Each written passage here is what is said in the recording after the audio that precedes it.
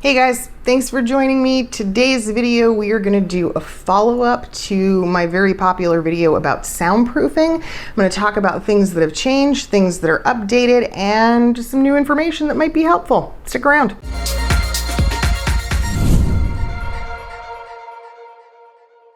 So a while back, I did a video about cheap DIY soundproofing, which I'm a huge fan of because I've really DIY'd all of my booths that I've ever had in pretty much every house I've ever lived in. So today I want to talk about some new information. I want to review this old video, kind of talk about what's still valid, what's not valid, what's important, etc. Let's get going. Hey guys, it's Gabby. So I want to talk to you today about soundproofing. Now, technically, the title of this video and what I just said is really like a huge misnomer. There's no such thing as soundproofing, okay? That's like NASA stuff. Still valid. Really, what we use in voiceover is acoustic treatment or acoustic dampening. Yep. But everybody just calls it soundproofing anyway. Truth. Which is fine. If you're just getting going, there's a lot of confusion about equipment and probably even more so about building a room or space in which to record your voiceovers. There are some outstanding do-it-yourself ways to get going. You can basically forego aesthetics and instead build a space to record that isn't going to look the best, but is definitely going to get the job done. And so I want to talk to you today about some of the alternatives and the things that you can do. First of all, understand that a studio space doesn't have to be very big. A standard, regular size closet, not a walk-in, can be a suitable recording space. The smaller the space you start out with is, the less acoustic treatment you're going to need. And the acoustic treatment is where a lot of your money comes from. So don't go too crazy. Still totally accurate. The smaller the space, the better off you're going to be. Seriously, it doesn't need to be a huge room. It really can be a very compact, tiny spot in your house. You can also build a modular or a portable type of setup using PVC pipe, or if you've got a little bit of basic carpentry skills, just some 2x4s and not a whole lot else, because really sheetrock and walls are kind of optional. You're going to use other materials to make up that soundproof barrier. Let's talk about some of those other materials, because that's kind of important. Rockwool or Rockwool is the brand name, the most, I think, used insulation that you're going to find inside of the building of studios. And they're both highly effective. You can use regular insulation as well, but you're going to need a lot more of it, and you're going to have to compress it and squish it down a lot further. Please keep in mind that unless you're custom building the space, all of it, you're building your studio to conform to your house, not the other way around, right? Unless, like I said, you're site building the studio from the ground up. As a result of this, all home recording comes with challenges. All home recording comes with things we have to basically work around. I mean, I hate to say it, but it's truth. The dog barks, somebody drives by with a really loud car stereo, your neighbor fires up a lawnmower. Yeah, you're going to be disrupted, and your recording is going to have to stop, and you're going to have to re-record because of it. Just is what it is. Possibly the easiest and the least expensive way to go ahead and get a booth space started is with pillows. Pillows and blanket toppers and mattress pads and anything that you can think of that's squishy and dense, okay? Because this is what creates your sound barrier. This is how simple this is. Right now I'm talking to you and I'm speaking into an open air space, and as soon as I put this pillow in front of me, If you want to test this out, this is super simple. Go scream into a mattress. It totally works. This is also why pillow forts work. This is why so many people kind of build these little walled-in structures that are made up of dense material, and pillows work great to make that happen.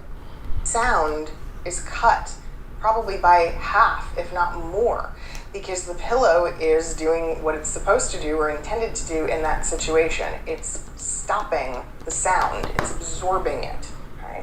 And that's what you want to have happen. So old pillows, blankets, couch cushions, quilts, you name it. And honestly, one of my earliest voiceover booths was built by going to a Goodwill type store and buying up every single squishy, cushy type of material that they had, taking it to a laundromat, and then placing it inside my little closet. And it can be quite effective, and so really inexpensive. And as far as how to adhere it to the wall, anything you want. Liquid nail is probably the most permanent, but you can use Velcro, you can nail them depending on what it is. Sometimes you can just take some basic nails and tack them, especially if it's quilts or blankets and things like that. Other thing that works really, really well is carpet padding. Now, it's ugly as sin, but it really, really gets the job done, because carpet padding's primary function is sound absorption. It's sound dampening between the floors of your house. So remnants from a carpet shop can do wonders to create a really, really great sound absorption process. And then you can just cover it over with like a fabric or something that you like that doesn't look all hideous and speckly like the soundproofing material does. Then you get up into more professional things from there. So an addition that you have to take into account is Amazon. Since I made this video, audio recording technology has come so far and has become so much more affordable all around.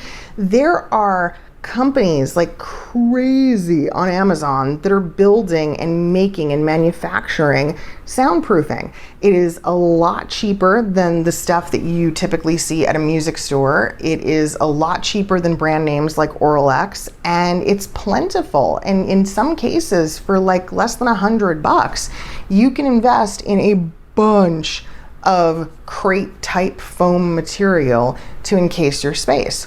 Another thing that I can't say enough good about now, I didn't have one at the time, but Producer's Choice blankets. Okay, these are made by Vocal to Go. I have a couple of these in my studio.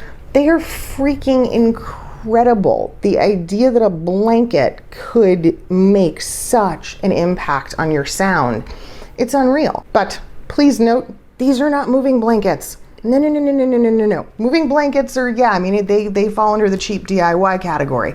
But if you spend just a little bit more money on sound blankets, you're going to get a way, way better sound. This is what most people know as Oral X, or an Oral X type material. Now, it's pretty expensive. But you can't justify these cents. You don't have to. You can offer versions of this stuff overseas and you just there's a little bit more of it. It's very cheap. Or on the other hand, just a few sheets like this one. This is like just with 4 sheets of strap that runs $100 and doesn't already comes covered. But sometimes you can use these for a combination. If you're doing DIY, you invest in $100 seems to relax, and you just have to slap straight over your DIY stuff. So you have to make sales, and you're afraid of baffles. You can't and create what is baffles. So baffles means like what it is baffling or confusing of sound. A baffle, any number of materials. And basically what we're talking about is wooden picture drawing. These are using two ones and taking a dense sound dampening material as the dust and then wrapping it. You can also move into things like studio bricks.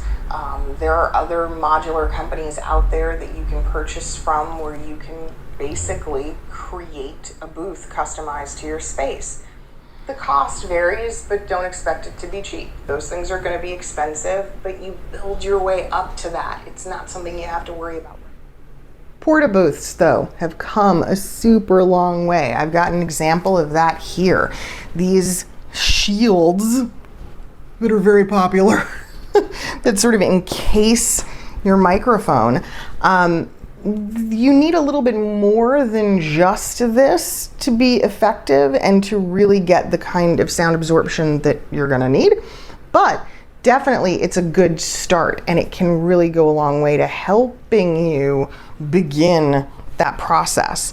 Something to keep in mind with a setup like this with a Portabooth is make sure you have a very forgiving mic. This is where something like a Sennheiser 416 comes in really handy, because I can tell you from experience, a TLM 103, oh boy, no, it is not going to be forgiving of open air and ambient sound. And yeah, at the end of this video, I still stand by everything I said previously. Squishy, foamy stuff. That's the way to do it. That's the answer to DIYing your own space. Just so you know, guys, too, in the previous video, in this new video, any brand names that I'm mentioning or talking about, I'm not getting paid anything for that. There's no endorsement and deal. It's just me recommending stuff that I like and stuff that I use. So just so you know. Thank you so much for watching. I hope this helps, and I look forward to seeing your new comments. Bye. Well, I have a wonderful electronic invention I want you to see. It looks something like